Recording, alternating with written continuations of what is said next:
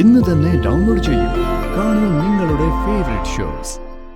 നീ അമ്മയെ നിന്റെ വീട്ടിൽ കൊണ്ടുപോയി പട്ടിണി കിട്ടതൊക്കെ ഈ നാട് മുഴുവനും പാട്ടാ.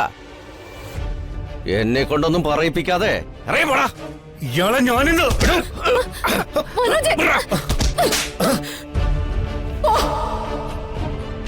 ഈ അടി നിനക്ക് വേണ്ടി മാത്രമല്ല, പലർക്കും കൂടി ചേർത്ത. എനിക്കിപ്പോ വരുമാനം ഇല്ല എന്നുള്ളത് സത്യമാ. എന്നുവെച്ച് അച്ഛനമ്മയെ സ്നേഹിച്ചുകൂടാന്നൊന്നും ഇല്ലല്ലോ.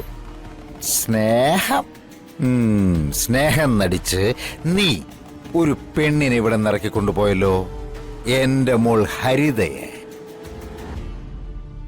എന്നിട്ട് അവൾക്ക് 3 നേരം ആഹാരം കൊടുക്കാൻ നിന്നെക്കൊണ്ട് സാധിക്കുന്നുണ്ടോ? എടാ, നീ പറഞ്ഞ സ്നേഹം പുഴുങ്ങി വെച്ചാൽ വയറ് നിറയില്ല മോനെ, വയറ് നിറയില്ല. ഇന്നോള് പട്ടിണി കിടക്കാതെ ജീവിക്കുന്നത് എന്റെ ചെലവിലാടാ. അങ്ങനെയുള്ളവനാ തന്ത എന്തല്ലേ കണ്ടുപിടിച്ചതാ ഞാൻ പൊന്നുപോലെ നോക്കിക്കോളാന്ന് വീമ്പ് പറയുന്നത്. എടാ എന്നെ മനോജ്, സത്യം പറയാലോ, എനിക്ക് നിന്നെ പണ്ടേ കണ്ണെടുത്താ കണ്ടൂടാ. അതേ ആറ്റിറ്റ്യൂഡ് തന്നെയാണ് നിന്റെ കാര്യത്തിൽ എനിക്ക് ഇപ്പോഴും. ഈ കുറുപ്പിന് മനസ്സുകൊണ്ട് നിന്നെ എന്റെ മരുമകനായിട്ട് കാണാൻ പറ്റിയിട്ടില്ല, പറ്റുകയുമില്ല. എന്റെ മോള് ഹരിത നിന്നെ വേണോന്ന് വാശി പിടിക്കുന്നുണ്ടാ നീ ഇപ്പോഴും ഈ കരുണാകരക്കുറുപ്പിന്റെ മുന്നിൽ നീ നിവർന്നു നിൽക്കുന്നത്. നിന്റെ ചെല്ലും ചെലവും എന്റെ ഒഴിയാ ബാധയായതുകൊണ്ട് കുറുപ്പ് നോക്കും. അല്ലാതെ നിന്റെ തന്തയുടെയും തള്ളയുടെയും ചെലവും കൂടി നോക്കാൻ ഈ കുറുപ്പിന് സൗകര്യമില്ല. ഇനി ഞാൻ ഈ പറഞ്ഞതിന്റെ പേരിൽ നീ എന്റെ മോളെ ഉപേക്ഷിച്ചിട്ട് പോയാലും അതിലേറ്റവും അധികം സന്തോഷിക്കുന്നത് ഈ ഞാൻ തന്നെ ആയിരിക്കും. അതെ, ഇലക്ഷൻ എടുക്കുന്നതിന്റെ തിരക്കിലാണ് ഞാൻ. അപ്പൊ എല്ലാം പറഞ്ഞതുപോലെ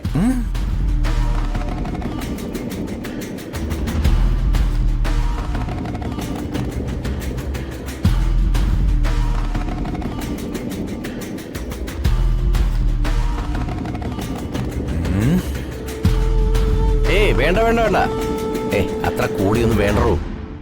ഒരു ഇടത്തരം മതി. അതൊന്നും വേണ്ടാന്നേ. തന്നോടല്ലോടോ പറഞ്ഞ വേണ്ടാന്ന്. അത് മതി. അത് ചെയ്താ മതി.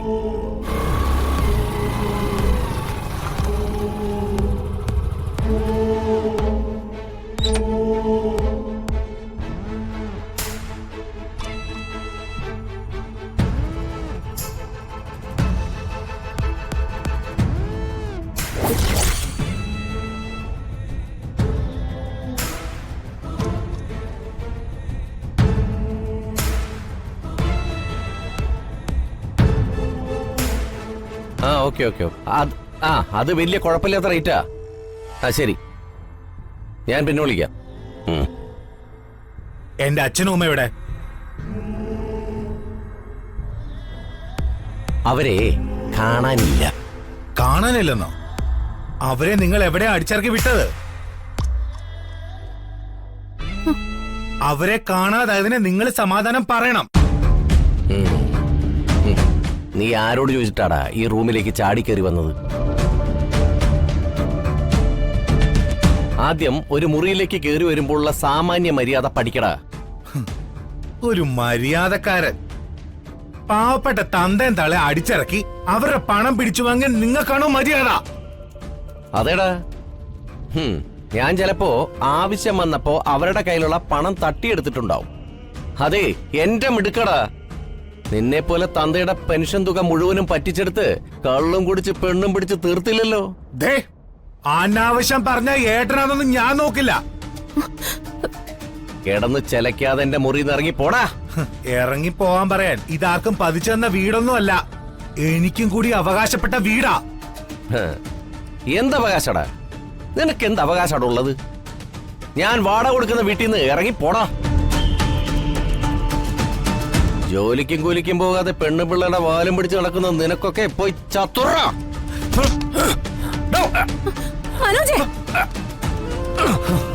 മനോജ് മതി. പണം തട്ടിയെടുക്കാനും അച്ഛനും അമ്മയെ വേർപിരിക്കാനും ഏട്ടനും അനിയനും ഒന്നിച്ചു നിന്നപ്പോ രണ്ടുപേരിലും ഈ രോഷമൊന്നും കണ്ടില്ലല്ലോ. എടതി അതെ, ഏട്ടത്തി ഏട്ടത്തി അമ്മ. അമ്മ അച്ഛനെ കാണാതായതില് മൂത്ത മോന് സന്തോഷേ ഉള്ളൂ. ഇളയ മോനായ നീ ഈ കാണിക്കുന്ന വികാരമൊക്കെ അല്പമെങ്കിലും ഹൃദയത്തിൽ തട്ടിയാണെങ്കിൽ ഇവിടെ കിടന്ന് നാടകം കളിക്കാതെ അവരെ ചെന്ന് അന്വേഷിക്കാൻ നോക്ക്. എഴുതി ഇയാള് ചതിയനാ. ഏടത്തെയും ചതിക്കും. ഏടത്തി കരുതിയിരുന്നു ഇയാൾ അനുഭവിക്കും. അനുഭവിച്ച ചാകൂ. നീ അമ്മയെ നിന്റെ വീട്ടിൽ കൊണ്ടുപോയി പട്ടിണി കിട്ടതൊക്കെ ഈ നാട് മുഴുവനും പാട്ടാ. എന്നെ കൊണ്ടൊന്നും പറയിപ്പിക്കാതെ ഇറങ്ങി പോടാ. ഇയാളെ ഞാനിന്ന്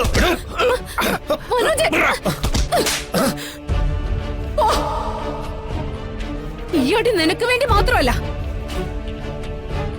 പലർക്കു കൂടി ചേർത്ത. ഇറങ്ങി പോടാ.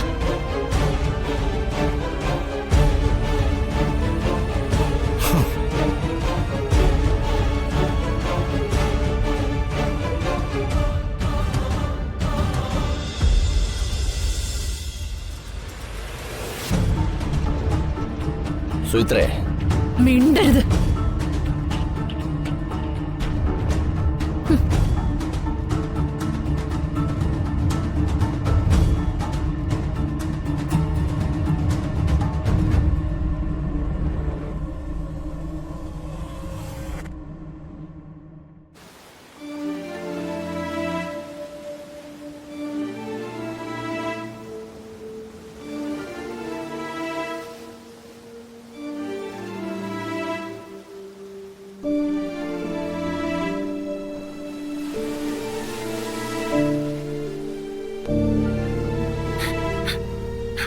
ചന്ദ്രു,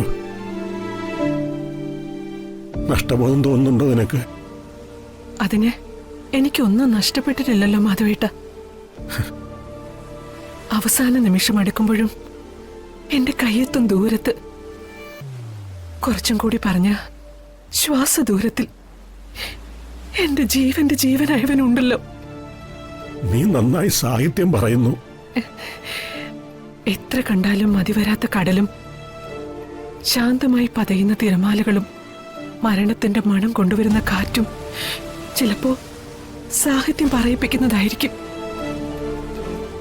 മനുഷ്യന്റെ ഏറ്റവും വലിയ നിസ്സഹായതയായിരിക്കും ചോദിച്ചു വാങ്ങുന്ന മരണം. കാത്തിരുന്നാൽ കിട്ടുമെന്നുറപ്പുള്ളതിനെ നമ്മൾ അങ്ങോട്ട് തേടിപ്പോകുന്നു. മാധവേട്ടന് ജീവിക്കണമെന്ന് ആഗ്രഹം തോന്നുന്നുണ്ടോ? ഇനിയും നമ്മൾ സംസാരിച്ചു നിന്നാലേ ജീവിക്കണമെന്ന കൊതി തോന്നിയാലോ. അതുകൊണ്ട് വാ.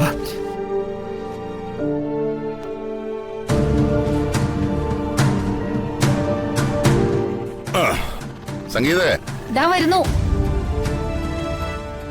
ആ ഒരു ചായ എടുക്ക. അല്ല, അശോകേട്ടൻ ചായ കൂടി നിർത്തിയതാണല്ലോ, പിന്നെന്താ ഇന്ന്?